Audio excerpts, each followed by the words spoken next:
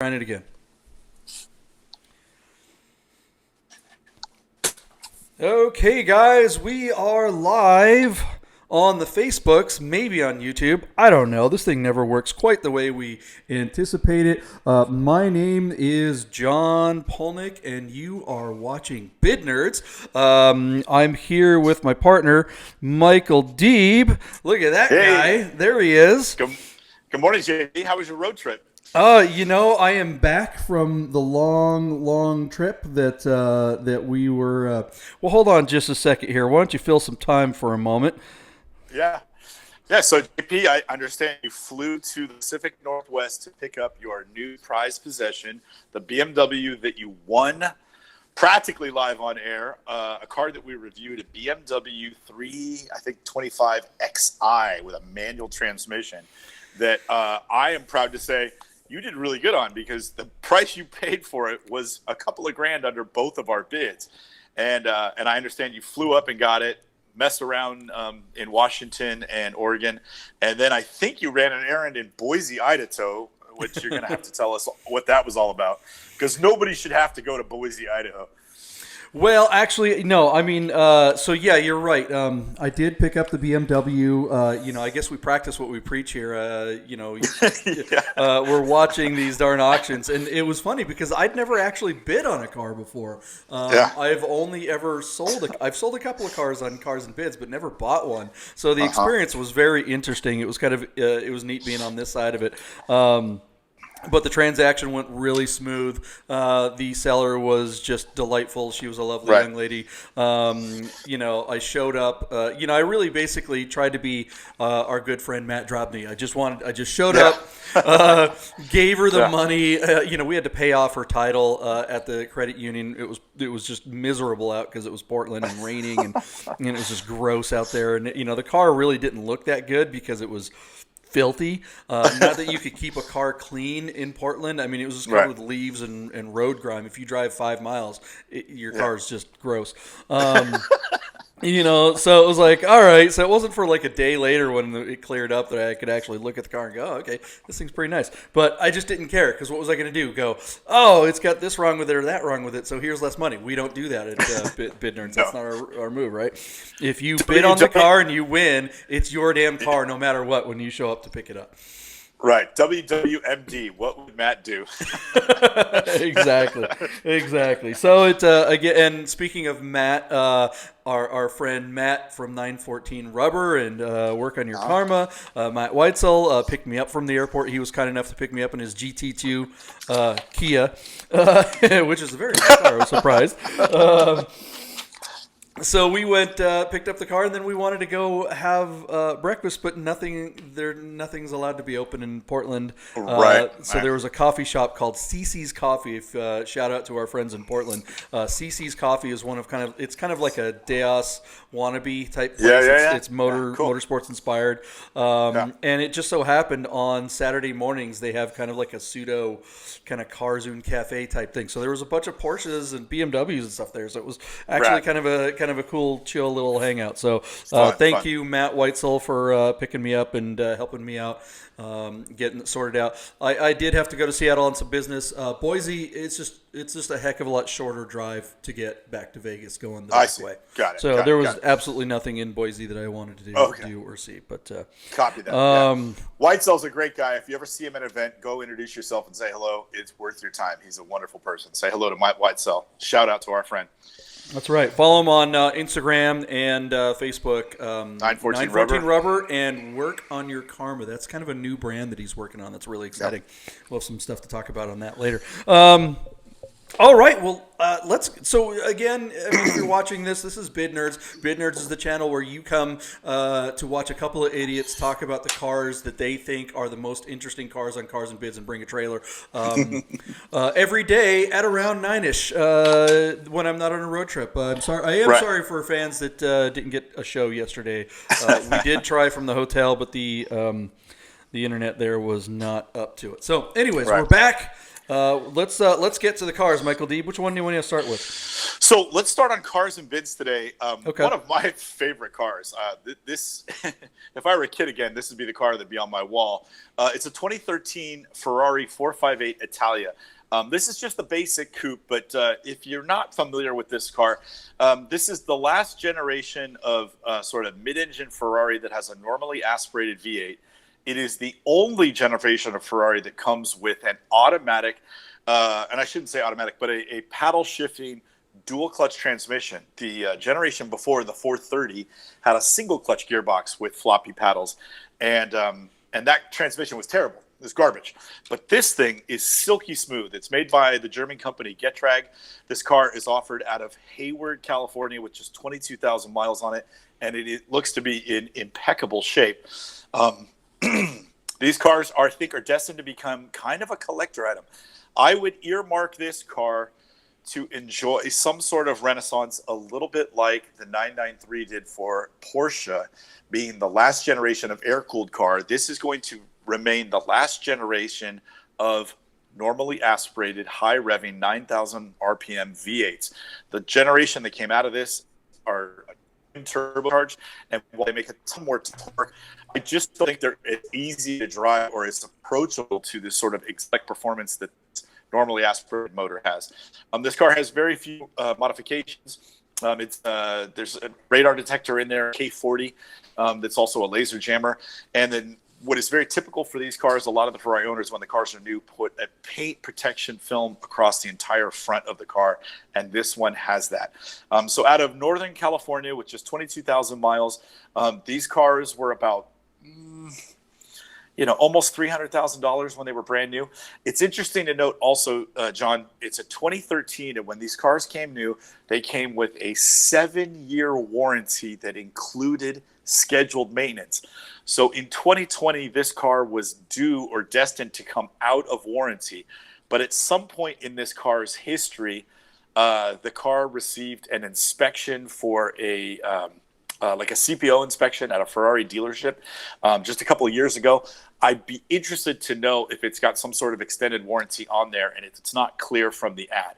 But otherwise, really beautiful example in Rosso Corsa with tan interior. There you go. Ferrari 5 Italia. I'm really interested. What's going on with all the Jeeps in the background? It looks like the dealership is one of these places that takes 4-door Wrangler Unlimiteds and builds them or something like that. Look at that stuff back there. Right. That's pretty. I know. Is that cool? Yeah, totally. I'm the jerk looking at a Ferrari going, "Hey, look, there's Jeeps back there." That is our relationship in a nutshell, right there. Right. This sure is a beautiful Ferrari. I mean, what can you say? I mean, it's just kind of a blue chip car. It's everything you want it to be, and not a lot of anything you don't. I'm still, when it comes to Ferrari, their design sensibilities kind of went off the rails as far as I'm concerned when they got to the 360 and 430. And they're still a little over the top with the extra radiuses and those steering wheels that look like an Xbox handle. But there's no doubt about it that when you drive something like this, it is it is that experience. It's a special moment when you get behind the wheel of one of these, and if you're lucky enough to own one and be able to drive it all the time, it's still every time you get behind the wheel, it's just something special. So but I think the problem with a car like this is for it's the type of buyer, right? It's like, okay, we're well into that low six figures here. There's a lot of cars that you can get for that money. What do you do with this car? Do you show up to Cars and Coffee in this? Yep. Depending on where you live, there's 20 of them. How special is something like this? Even though something as special as this car, you got to wonder, how special is it really? What do you think of that? I mean, what do you show up to like Malibu or whatever, and you got all these guys with all these different cars, and there'll be 20 R8s that are the exact same color, or 20 of these, the same kind of deal. Yeah. It's interesting, though, when you're driving to Cars and Coffee and you're the only car on the road, the attention that a Ferrari like this gets is unbelievable. I mean, people are literally hanging out of the window to say hello to you. It's like you can purchase celebrity status. And if you haven't driven a Ferrari of this nature down the highway or the B-way or whatever, you don't know what I'm talking about. People go crazy when they see it. They think you're something. It's a really interesting thing. That, to me, is not the reason to own it, though. You're talking about a 4.5 liter, 560 horsepower V8 that revs to 9,000 RPM. And you've got a dual clutch transmission, which is the only transmission that the car is offered with, that is unbelievably smooth, and it shifts in milliseconds. You know, when you're at full throttle and you're above like 700 or 500 RPM, it's like, you know, tenths of a second to complete an upshift, which is just incredible. And the exhaust, the motor is right behind you. You can hear the engine, you can hear the induction, you can hear the exhaust. It's a thrill. This car is also very easy to drive. So if you're brave enough to take it onto a track day, even if it's not like a big public track day with like 40 cars on track, but a private event where you get invited by, you know, a couple of dozen friends that pool their money to rent the track for the day, you will absolutely feel like a race car driver in this car. It's just, it's everything. It's amazing driving experience. I know we don't like to spend that much time on cars, and we don't necessarily do comparisons. But like, okay, so this car is in that low or that mid hundreds. Right. Its contemporary would be like a Huracan, a Lamborghini, right? Sure.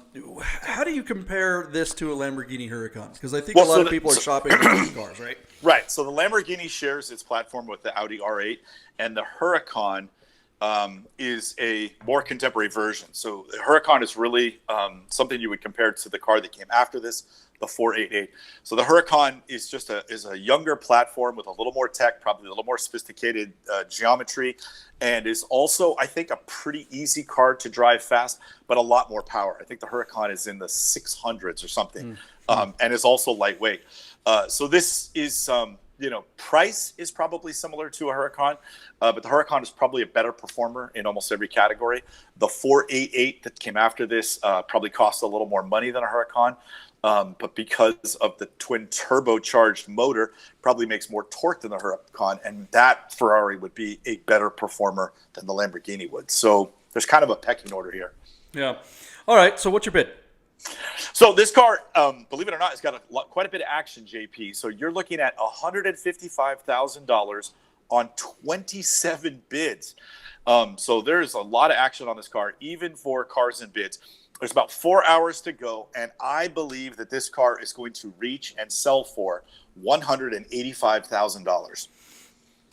Yeah, I mean, it's crazy to me because it's like this isn't. I mean, this is a dealer vehicle, so it's not like these aren't in dealer inventories. It's not like you can't find one, you know, in a million different places. So I'm just shocked that there's that much attention on this car, and that just kind of goes back to this whole bring a trailer and cars and bids environment, this ecosystem that's being created, this community built around it, that cars that wind up going on these sites get attention and they get bought, whereas the exact same car at a dealership sitting in Ohio somewhere that doesn't have this kind of exposure is just going to languish. Right. Yeah, all right, so your bid's 185. I think that's, boy, yeah, I mean, it's got a while to go, but that could make it there. I'll go 190. I'll just go over you just to say, all right, maybe it's that exciting. I don't know. I mean, that seems about what they're worth, right? Yeah, these cars, you know, a lot of these cars were assembled in that $280,000 to $300,000 range. The guys that went crazy on options would option them out over $300,000. But because we're two generations down the road, the 488 behind it, and now the F8 Tributo, these cars, nice ones, are comfortably under $200,000. This one still has pretty low miles at 22,000, and which is low miles for a Ferrari JP. Yeah, or which is high miles for a Ferrari JP. But anyways, I still think your bid is pretty good, so we'll see how it goes. So anyways, I mean, I'm kind of hesitant. I never would have bid that. I honestly, I would have said. I mean, right now it's sitting at what, 155? Yeah. That would have been my bid looking at this last week when we were putting the cars on the list. When there were no bids. So the fact that it's this high, I feel like I'm going to lose this one. I think it's going to stall out well before your bid, and maybe I should have bid under. But there's 27 bids. I'm guessing the buyer of that car is tuned in. So I don't think that's going to happen. For that kind of money, in past weeks we've looked at like 430s and 360 Modenas with manual transmissions that have gone in that kind of number. Wouldn't you rather have one of those than this car? The 430, yes. A 360, probably not. Although a 360 is a phenomenal. I'm not knocking it. It's a phenomenal driving car. But I think the 430, because so few of them were built with a manual, it's a much better investment. So your $190,000 on the 430 in 5 years from now is going to be $250,000 car or higher, whereas your 458 is going to continue to gently depreciate just a little bit. Well, and isn't this car going to rapidly depreciate? I don't think rapidly. No, I think it's kind of plateaued. But you might drive this car for 4 or 5 years and then sell it for 160 or something, 155. Okay. All right. Yeah. I don't think it's going to. There you go. That transmission makes the car, and it's so the much double better clutch than a is really 430. everything that it needed to be. Okay, let's move on. Cool. Jumping over to Bring a Trailer. I've selected, because you said to me the other day, I'm really into hot rods right now. I picked what I think is one of the coolest hot rods I've seen on here in a while.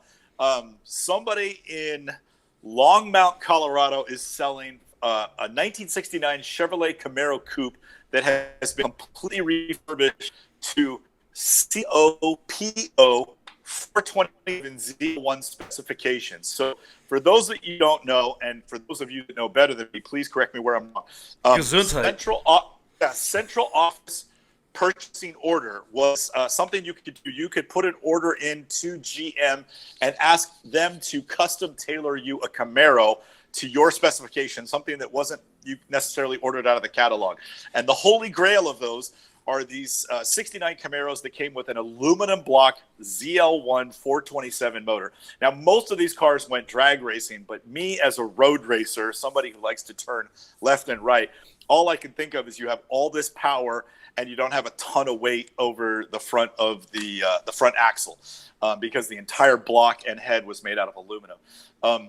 Real ZL1s are in the hundreds of thousands of dollars. This guy here bought a ZL1 427 crate motor from General Motors and then rebuilt this car to RS specifications with the hidden headlights, the houndstooth interior, the wood trim, the rally pack with the gauges on the center console, the cue ball shifter, and the rosewood steering wheel and a vinyl top with rally wheels. This car is just freaking awesome, and I love it. And it's beautiful, hugger orange, and it's got 200 miles since they completed it. So, like something you and I have said, somebody spent all the money on this. They're not going to get the money out of it. So the buyer of this car is going to win heavily, whatever he pays for it. So there you go, 200 miles, brand new, just completed out of Longmont, Colorado. Your 427 ZL1 clone 69 Camaro, sitting at $60,000 with 4 hours to go. And I don't think too much action. 14 bids on this car. I don't even know where to begin. I mean, this thing, I just can't believe these are worth that much money, because you look at all the other American muscle cars right now, the values of those are plummeting. Right. These cars are owned by guys that are the generation just past us. We're old dudes, but we're not that old yet. We're not boomers. We're younger than boomers. Yeah. The boomers and older, all those generations, unfortunately, a lot of those people are passing away. And their kids are getting these cars. They're getting Camaros. They're getting Mustangs, they're getting Corvettes from the 60s and 70s, and the kids don't want them. They don't want them. They just, the millennial children, or even the, what would it be, the Gen Y, nobody wants these cars, so they're just winding up being dumped left and right, and the values are showing that. This car, look, what is this? So look, okay, so we've got a gauge here, right? Yep. What is going on with this gauge? I mean, we've got this kind of like bad trim around the top here. This gauge, it looks like it was stuffed in there. I mean, the quality of that gauge looks like something you get from O'Reilly's or Amazon or something like that. Is that normal? Is that just what they are? Think so. I think somebody might have done a hack job on this car. But, how is this a $150,000, $200,000 car? No, I don't think this one. $50,000. A real ZL1 would be. The reason why this car is so expensive, I think, is because of the motor. JP, by all accounts, an aluminum ZL1, even a crate motor, is probably a $20,000 motor out of the crate. And if you find a refurbished period correct 69 ZL1 or aluminum motor, you're talking maybe $30,000-$40,000 for the engine alone. And so the fact that somebody put one of those in there instead of some iron big block that they got at the local pick and pull for $1,500 or $5,000 or whatever, this thing has sort of the period correct motor, and it looks like most of the details, although maybe not done to a high standard, it has all the right period correct. Now, if you go to Mecum or Barrett-Jackson, you'll find literally at any one of their 3 or 4 day auctions, there'll be 160 muscle cars that are resto mods, piston bakes and 18-inch aluminum wheels and fire paint job and all this other bullshit. Yeah. But this car, what caught my eye about this car is it was, sort of a resto mod, but it was restored back to correct specifications of what a ZL1 would look like. So, in theory, somebody would walk up to this car and believe it's a real ZL1 until they really check date codes and all this other stuff. So this car was done to, kind of the correct standard, even though it wasn't a real ZL1 build. And so by that rationale, I think the price is pretty close to justifying what you're getting here as far as equipment. So whoever's selling this car has got to be hoping that Nick Cage is watching. Absolutely. Because he's about the only person that's going to buy this thing. What's your bid? Okay, so I despite it being at $60,000, I think there's still a little bit of room left. I'm going to go $80,000 for this car. Wow.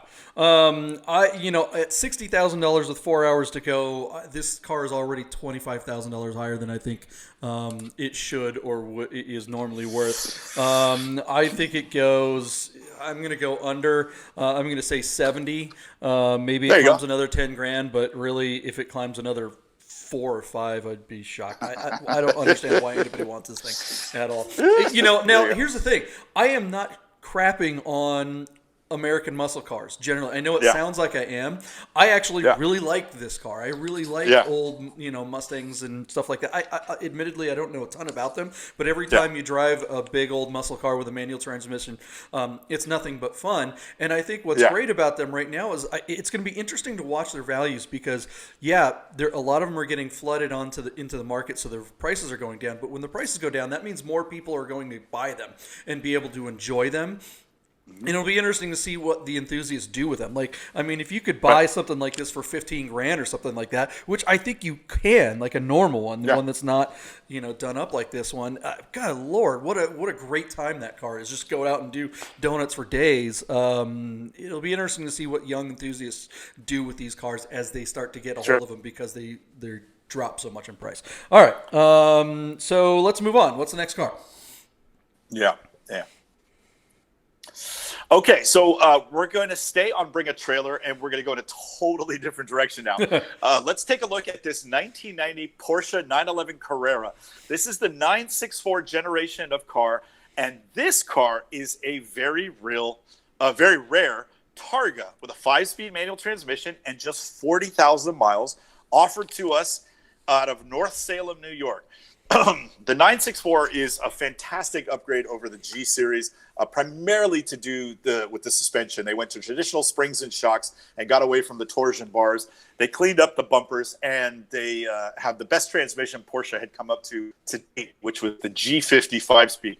These cars are fantastic, but I have to say, while I don't know the build numbers, I can tell you 964 generation Targa is a very rare car indeed. Porsche only brought over a few of them. Cabriolets were extremely popular. Coupes bring all the money. But Targas are kind of unicorns, especially with low miles like this. This car was built with a limited slip differential, which is also very unusual to find on just a regular production run, something that wasn't either a turbo or an RS America or something with slightly sportier or more expensive intentions. So to see this car sitting on its original D90 wheels, it does have the tufted supple leather. There's an aftermarket radio, but the limited slip diff, the low miles, and the Targa configuration make this a very rare car indeed. And with just 2.5 hours left, this car is sitting at $75,000, which is a pretty big number for a 964. And there's a little bit of action. We've got 15 bidders. What do you think, JP? Yeah, I mean, you're absolutely right. When it comes to Targas, they are super rare. Most of the time you see them, they have a Tiptronic or they're C4 when they're manuals. So this one being a C2 with a manual, all the right things. About the only thing I think that's going to hurt this car from a value point of view, to keep it from getting the top dollar, is the color. And it's not that Guards Red is a bad color. It's just not the color that people are really looking for in this or in a 964. Right. It's almost got too broad appeal. If you had a more polarizing or rare color, this car's value would go up because you probably wouldn't be able to find another one. Whereas you may someday see another red C2 Targa with a stick. Yeah. Well, yeah, and I mean, and some people just absolutely can't stand the red. And the thing, a white or a black one or silver one, that's going to appeal to just about everybody. But this color, it's just super. I mean, it's not super limited. It's just. I mean, it is Guards Red. I mean, how much more Porsche do you get than that? But I mean, talk about an amazing driving car too. This gives you the best of both worlds. You get that open top. You get you get that experience of having the wind going through your hair, but you don't have that convertible line that a lot of people just don't like. The darn cabriophobes. The values of these. I had an opportunity to get one a few months back, and the white one, right? The white one, yeah, and it needed an engine rebuild, and at the time I was going, oof. I mean, it didn't need it. I mean, it was just spewing oil all over the place, so it was gonna need an engine rebuild sooner than later. It'd been sitting for a long time, so I was a little scared away from it. But I think even if I had bought that car and done the engine rebuild with the miles were right. This car at what is this sitting at already? $75,000 with 40,000 miles. Yeah. And I should also add too that this is you can own this car almost anywhere in the United States. The AC on the 964s really does work. I know it's an air-cooled car, and if it does get to be, Arizona summer or Nevada summer, and it's 110 degrees, okay, you're going to heat soak a little bit. But for the most part, if you're under 100 degrees Fahrenheit, the AC in this car is still going to blow cold. Yeah. California heat, yes. Vegas and Arizona, not so much. Maybe not. Yeah. All right, what's your bid? So I believe in this car. Coupes, C2 coupes are bringing big money. There weren't a lot of them to begin with, and then with manufacturers like Singer and a lot of other copycats, not just Singer. Singer's only built 120 cars. But the fact that a lot of people are trying to do this, 964 coupes are getting put up and reimagined in a lot of different builds around the world. Yeah. So they're becoming increasingly rare, and prices are moving in the right direction. So I think there's still a lot of love left for this car. I'm going to go $90,000, and I believe it sells at that price. Yeah, that was probably going to be my bid. I'll go under though, and I'll say 85. I think it climbs another 10 with 2.5 hours to go. I mean, that's just really high for a Target. This is a really nice one. It's a dealer. Yeah. It's out of New York. The miles are really low. Maybe I should go over, but I'll go under just to on the safe side. This car is a radio away from being bone stock, and again, low miles. Limited slip differential. It's really hard to duplicate that car. You and I are looking at Porsches all over the marketplace, and I can't remember the last time I saw that low mile at Targa in a 964. That's a really cool car. I'm shocked they didn't spring for the $350 for a stock stereo. I mean, I mean at some point, somebody wasn't a real Porsche person. You should, no. Obviously not. But I mean, whatever. But the point is that if this is a dealership that's selling this, and you've got decent photos. The photos aren't great, but they're clearly better than usual. And that's just one of those little touches that you go on eBay, you get a CDR or what is it, 220, whatever. Yeah. You throw in a factory stereo in there, and it's those little touches that can make the difference between a bidder making that next bid up or going, whatever. What's the service on this car? Has it had the clutch and the? I mean, this is. There wasn't a ton written about the most recent service. It's got pretty low miles, so I wouldn't think it needs a clutch anyway. So Well, yeah, but it's got the what is it? The single mass and the no gasket. Between the transmission and the engine, so it's one of those that the oil. Yeah, this could. This could. I mean, It looks dry in the pictures underneath, so it's probably fine. But there's there's still $25,000. Cosmoline underneath the car. Yeah, there's still Yeah. Cosmoline on the block underneath the car. So it looked really clean. It looked pretty dry. Just my intuition, whatever. I didn't get a bad feeling from looking at this. And you're right. This car came with an Alpine CD2 radio, and you could find one on eBay and throw it in there. That would be the trick. So, anyways. All right, let's move on. Next car.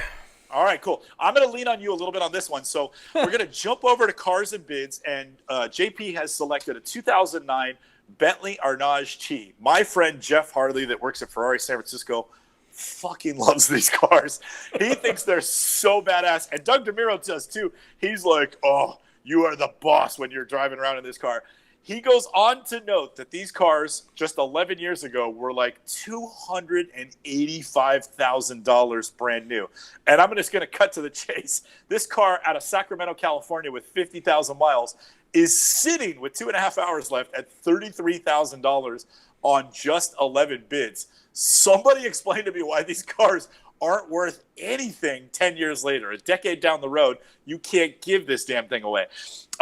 There seems to be nothing wrong with this car. Only an aftermarket CD player. Wait, hold on. It seems to be nothing wrong with this car. Famous last words on a Bentley. Yeah.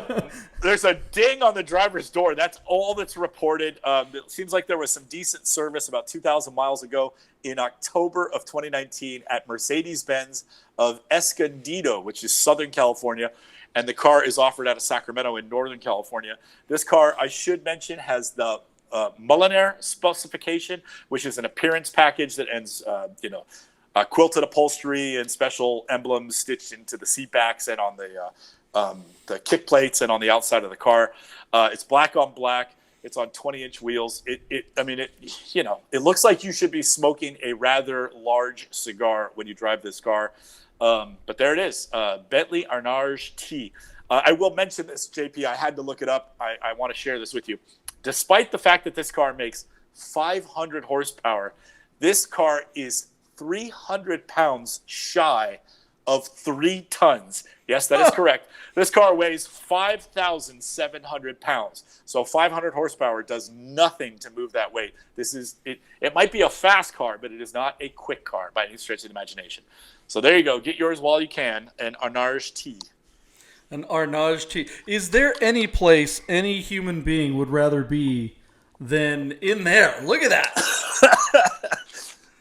I mean, even though this car is going to spend most of its time broken down or in a shop, if you're stuck in here, no big deal. You can hang out in that while it's being serviced, and you're paying your $20,000, $30,000, $40,000 service fees, which is why it's not worth $200,000 anymore. I wouldn't want to be caught dead in the front of that car. I would much rather. Oh man, have you driven one of these? They're so smooth. I'd so good. Much rather be photographed getting out of the back of one of those with my wife and her like dark sunglasses on. That to me would be way cooler. But the ultimate baller on a budget car. This would be such a great Vegas car. Cruise down to the casino and just toss the keys to the valet. My old studio in Seattle, Macklemore. Remember Macklemore? And his sidekick. Ryan Lewis, nobody ever remembers him. They used to come to my studio all the time to do stage rehearsals. They did these video renderings of their stage. Blah, who cares? But Ryan Lewis drove one of these. He drove a silver one. And I remember him coming in that thing just like, oh, my God, that car is so badass. And we would talk about cars. He knew nothing about cars. He just knew it was an expensive looking car, and he was shocked by how inexpensive it was to buy, and even more shocked by how much it cost him to own. And he was asking me about Porsches, and I was like, not so much. Anyways, what's your bid? I mean, the thing is, I was hoping you'd go first on this one. I mean, it's at $33,000 on 9 bids with 50,000 miles on it. I mean, to me, if this car, let me put it this way, if this car doubled in price and went to $65,000, it's still a screaming deal. And I don't think it's going to reach there at all. Like, I'm wondering if this car makes $50,000, let alone 65. So I don't know. JP, we lost you there for a second, Deep.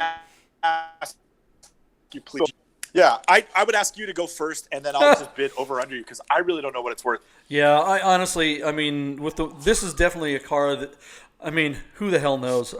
I have a general sense. I'm going to say it gets up to, I mean, with 11 bids, how much? 2 hours to go? Yeah, I'm going to say 41. I don't think it's even worth that. This is such a weird car. I mean, the only person that wants this is Tyler Hoovey from Hoovey's Garage. Yeah. I mean, is this his car? I don't even know. This is definitely something that he would drive. No, it's out of It's a dealer out of Sacramento. Yeah, does it go to $60,000? I mean, I don't think so. I'm going to bet the over. I'm going to go $45,000 and just conservatively bet the over on your kind of lower bid. I wonder if this is the right audience for it. Yeah, but man, that's a ton of car for the money. I think the only way this car gets all the money is if this car is sitting on a showroom floor and the right, right, hip-hop artist walks in or something like that and just goes, oh, yeah, I have to have this. Beverly Hills. Yeah, but on absolutely. Here, this, as an enthusiast website, I mean, the previous generation ones are actually the ones I like better. The earlier ones, they have a little bit harder lines and a little bit more 90s sensibilities, and they have the billet dashboards with the brushed aluminum and stuff. But those are only going in the 20s for crying out loud. So that's crazy.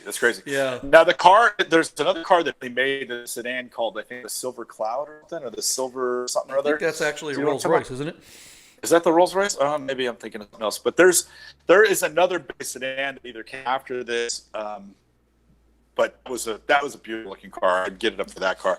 But again, it's just amazing to see how soft these are in the secondary market. A few miles or a few years down the road, the prices are insane. Even if you bought this car for $65,000, you could spend $10,000 on a full warranty if somebody will pick it up and cover most of the hard parts on this car and at least feel better about driving it around knowing you're covered in some manner. But wow, $285,000 and it's sitting at $33,000. I would love to have this in my parking garage next to the black 997. That would be a nice pair. Well, I'm going to segue into I'd much rather have the next car we're going to look at. Let's jump back over to Bring a Trailer, and I want to introduce everybody to what I consider to be a JP special.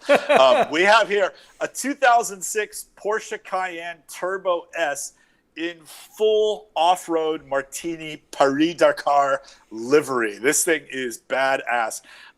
We're talking about a car with a lot of miles on it, 171,000 miles on this automobile. Offered at Bentley Arnage, California. I believe it's in California. I'm not familiar with the area. It's a 21-inch wheel, and it still has knobby off-road tires. And I counted 10 hella off-road lights on the left bar in the front and up on the roof rack there, and a spare wheel and a couple of, I think they call them jerry cans to offer to give you extended range with the fuel capacity. The car is just at $23,000. I know you would be cautionary about looking at an E1 Cayenne with a turbocharged motor, but this seems like a pretty extraordinary value because the paint job is immaculate. It looks fantastic. This car has a ton of eyeball. It would turn my head and pull me out of my chair to watch it drive by. I love this thing. And it reminds me of you, JP. So there you go. Yeah, I mean, I love Cayennes. I own one. But you are absolutely right. And the first gen turbo, I mean, what's the difference between a turbo and a Turbo S in the Cayenne? It's just... Well, the first gen, the E1 sort of version one was like 450 horsepower. This is, I believe, kind of the second gen of the E1, and it's a Turbo S, so it's making 520 horsepower, which I think is the highest. The second gen of the E1? I don't think so. That's not till 2008. Oh, is it 2008? Okay, yeah. So there might have been, so an 8, 9, or 10 might have a little more horsepower than this one. This one, 520 horsepower. Yeah, I mean, which is a lot. This car looks so darn cool, but is there any mention of service on this engine?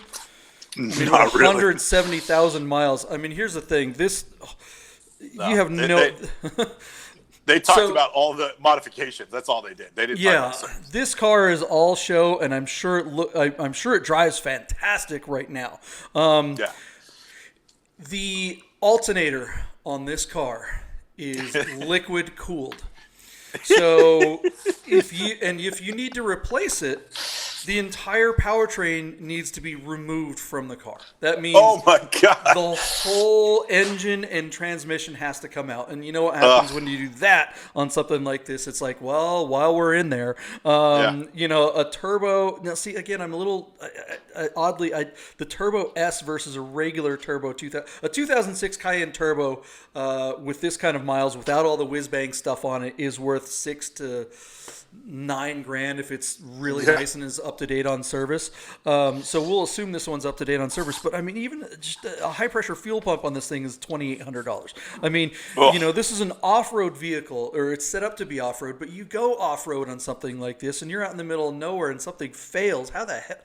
I mean, you just That's why I like the base models, the 6-cylinder with a manual. You cannot get a manual in any of the turbo configurations. This thing looks so cool. It's amazing what livery does. Our good friend Danny up in Seattle, with his 964 last spring that was just black. He had a black on black 964 with the same kind of martini livery.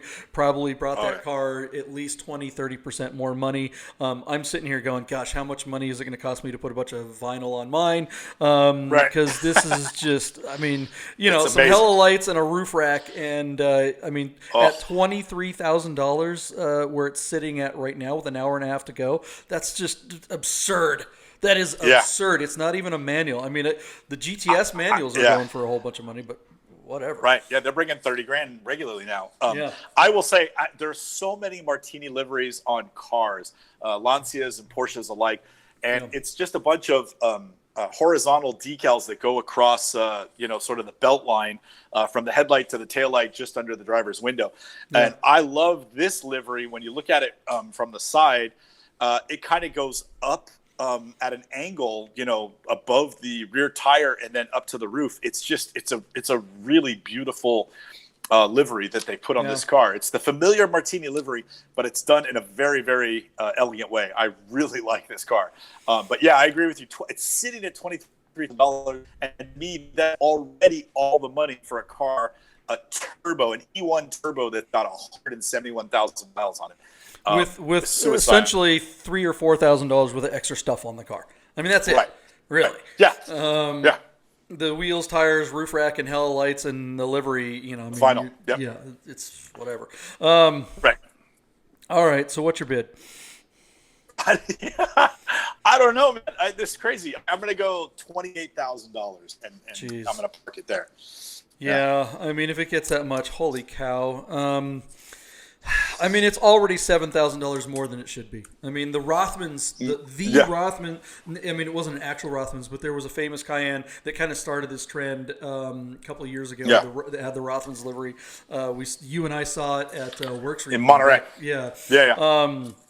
And that one didn't have a manual either, but that one just sold, and it was well under $20,000. So this thing being as high, that just speaks to bring a trailer. I don't think how many bids has this thing gone through? 21. It's got some action. I think it's got some action. It's out of Southern California too. So what was your bid? 27? 28. 28. Okay, so you think it's going to climb another $5,000. I think it's going to climb another $3,000. So I'll go 26. All right. I think it'll stall out. I think it's going to stall out at 25, but I'll go 26. All right. All right, guys. Well, there it is. Another episode of Bid Nerds where we just ramble on about stuff that we clearly don't know anything about. Today in particular was really a head scratcher. It's going to be very interesting to watch these auctions later today and see where this stuff actually lands. Give us your opinions in the comments below. Tell us what you think these cars will bid at. Eventually, we're going to start giving away swag. We'll get some hats and T-shirts made. These numbers today, I don't know how we're going to reconcile these. These are way weird. It's Brave New World, man. Michael Deep, thanks for hanging out with me again. Anything you want to say before we wrap it up? Nope. Good to see you, John. Welcome home. Thank you very much. We will see you guys tomorrow on Bid Nerds. See ya.